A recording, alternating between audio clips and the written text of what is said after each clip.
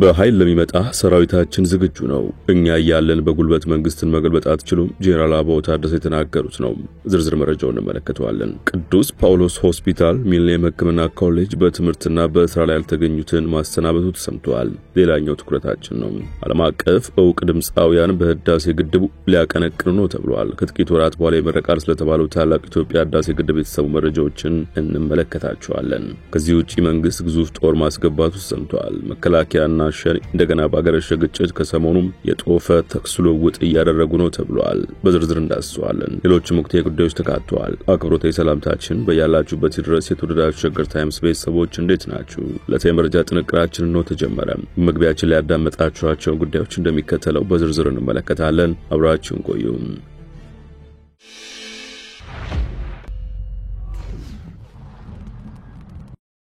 ወደ ቀዳሚ ጉዳያችን አምራችሁ ቅዱስ ጳውሎስ ሆስፒታል ሚሊኒየም ሕክምና ኮሌጅ በትምህርትና በስራ ላይ ያልተገኙትን ማሰናበቱ ተሰማ።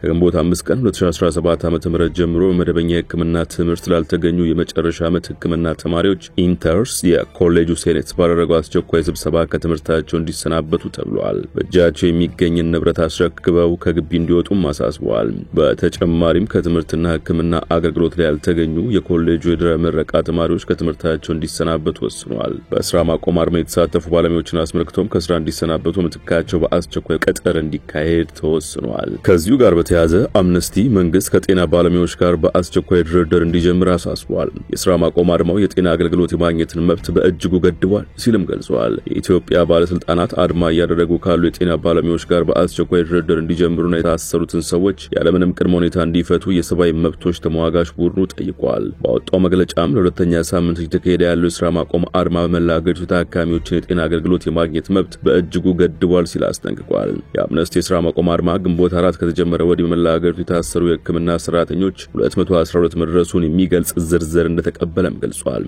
የአምነስቲ ኢንተርናሽናል የምስራቅና ደቡብ አፍሪካ ቃጣና ዳይሬክተር ቲጌሬ ቻጉታ መንግስት ቀውሱን የበለጠ ማራዘም የለበትም ሲሉ ገልጸው መንግስትም ሆነ የጤና ባለሙያዎች ይህንን አለመግባባት ለመፍታት የጋራና ገንቢ በሆነ ድርድር ላይ መሳተፍ እንዳለባቸው አጽንኦት ሰጥተዋል።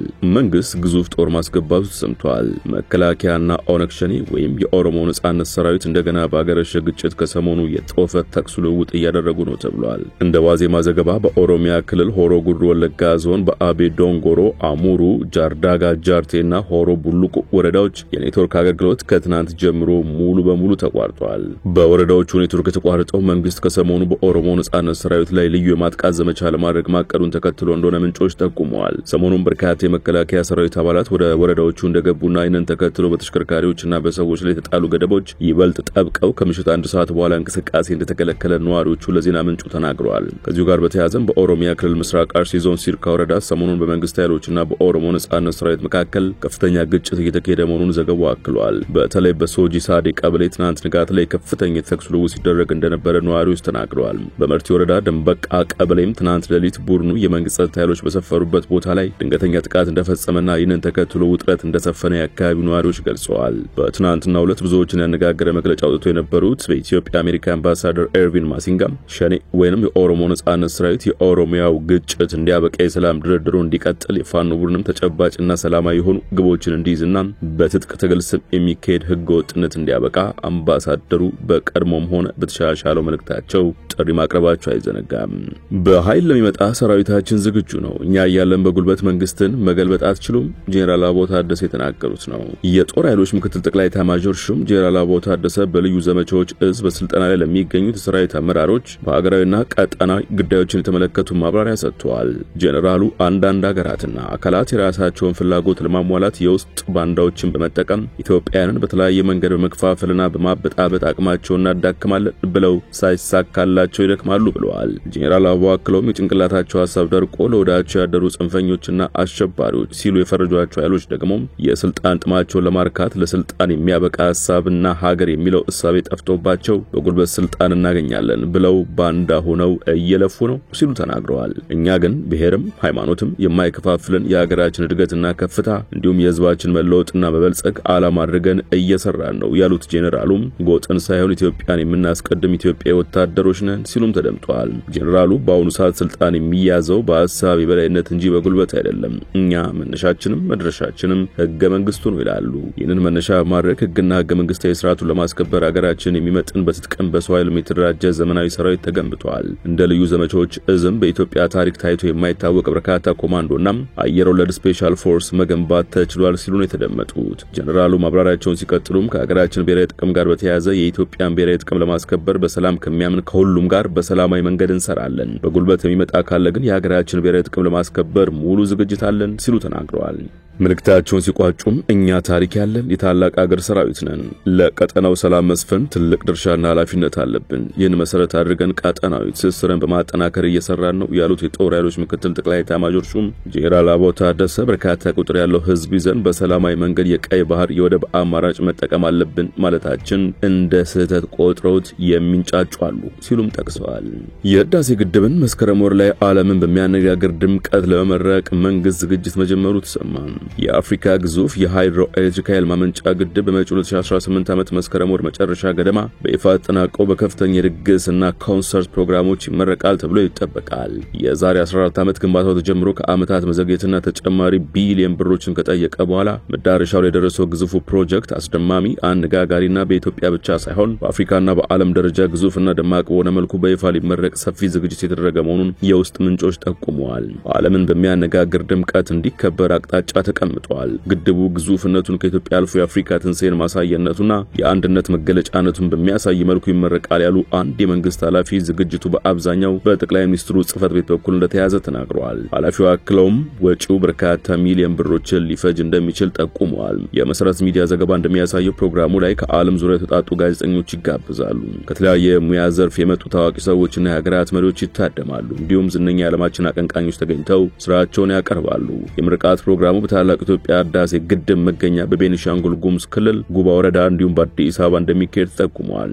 3 መሪዎች የተቀያየሩበት የህዳሴ ፕሮጀክት በከፍተኛ የዲፕሎማሲ ጫናና በራስ ወጪ የተገነባ መሆኑ ይታወቃል። ታላቅ ኢትዮጵያ ህዳሴ ግድብ ፕሮጀክት ብቻ ሳይሆን የጂኦ ፖለቲካልና የዲፕሎማሲ መሳሪያ መሆኑን እንዲሁም ግድቡ የሚያመነጨው ኃይል ተፋሰሱ ሀገራት ተጠቃሚ የሚያደርግ መሆኑን ተደጋግሞ ተገልጿል። ለመንግስት ድጋፍ ከሚሰጡ ወገኖች በኩል እንደተሰማው ከሆነ በዚህ ሰዓት በህዳሴ ግድብ በኩል የሚመጣው ጫና እየቀነሰ ነው። እናም ከህዳሴ ግድብ ይልቅ የኢትዮጵያ መንግስት በቀይ ባህር ይገባኛል ጥያቄ ካቀረበ በኋላ የጂኦፖለቲካ ፍጥጫው በቀይ ባህር በኩል ሆኗል የሚል እምነት እየተንጸባረቀ ነው።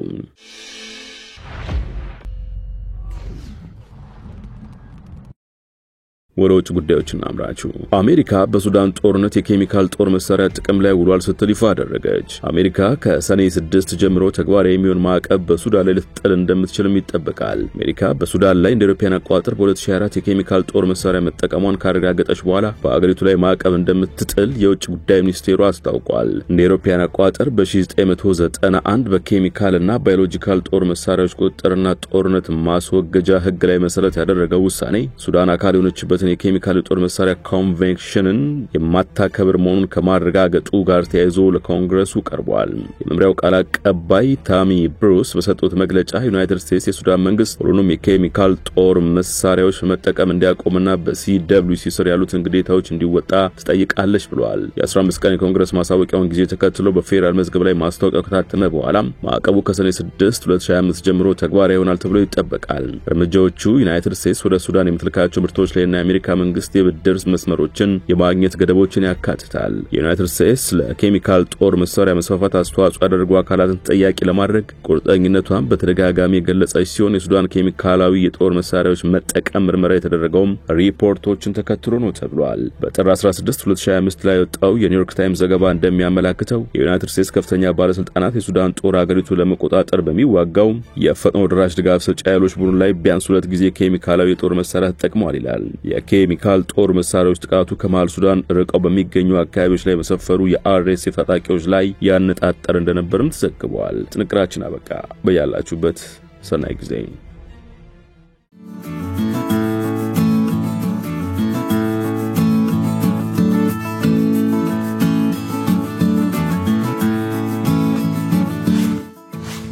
ሸገር ታይምስ ሚዲያን ሰብስክራይብ በማድረግና ደወሉን በመጫን ይከተሉን።